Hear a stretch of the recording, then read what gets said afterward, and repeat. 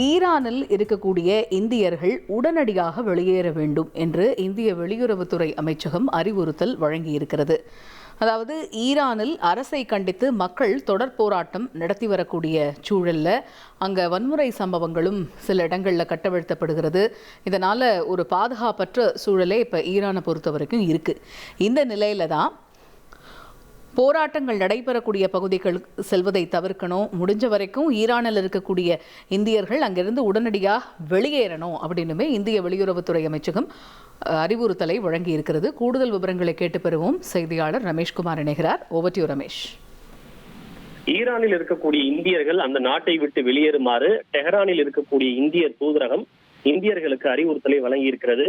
மாணவர்கள், யாத்ரீகர்கள், அதே போல தொழில் அதிபர்கள் உள்ளிட்ட சுற்றுலா பயணிகள் இவர்கள் அனைவரும் ஈரானை விட்டு வெளியேறுமாறும், என்னென்ன டிரான்ஸ்போர்ட் கிடைக்கிறதோ அது பேருந்தாக இருந்தாலும் சரி, கப்பலாக இருந்தாலும் சரி, வணிக விமானங்களாக இருந்தாலும் சரி, எந்த டிரான்ஸ்போர்ட் கிடைத்தாலும் உடனடியாக அதில் ஏறி அங்கிருந்து வெளியேறுமாறு இந்தியர்களுக்கு அறிவுறுத்தல் என்பது வழங்கப்பட்டிருக்கிறது.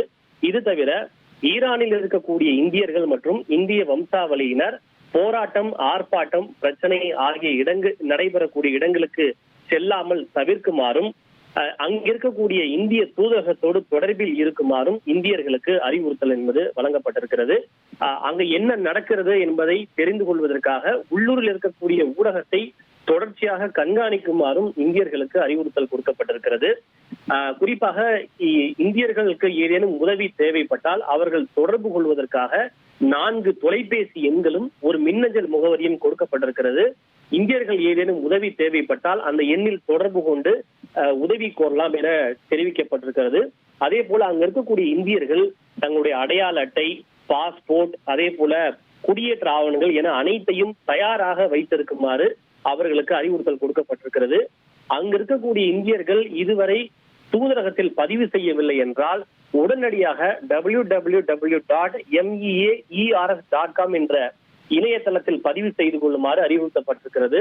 ஒருவேளை ஈரானில் இணையதள பிரச்சனை காரணமாக இணையதளத்தை அணுக முடியவில்லை என்றால் இந்தியாவில் இருக்கக்கூடிய அவரது உறவினர்கள் மூலமாக இந்த இணையதளத்தில் இந்தியர்கள் தங்களை பற்றிய விவரங்களை பதிவு செய்து கொள்ளுமாறு அறிவுறுத்தல் கொடுக்கப்பட்டிருக்கிறது. இது மட்டுமின்றி இந்திய வெளியுறவு அமைச்சகம் இந்தியர்கள் அடுத்த அறிவிப்பு வரும் வரை ஈரான் நாட்டிற்கு பயணம் மேற்கொள்வதை தவிர்க்கும்படியும் இந்திய வெளியுறவு அமைச்சகம் இந்தியர்களுக்கு அறிவுறுத்தலை வழங்கியிருக்கிறது. ஏற்கனவே கடந்த ஜனவரி 5ஆம் தேதி ஒரு அறிவுறுத்தல் கொடுக்கப்பட்ட நிலையில் தற்போது 2வது முறையாகவும் இந்த அறிவுறுத்தல் என்பது கொடுக்கப்பட்டிருக்கிறது. தகவல்களுக்கு நன்றி ரமேஷ். ட்ரெண்ட ஃப்ரெண்ட் ஆக்கிக்கோங்க. தந்தி டிவியின் சப்ஸ்கிரைபர்ஸ் அண்ட் ஃபாலோவர்ஸ் குடும்பத்துல நீங்களும் இணையுங்க.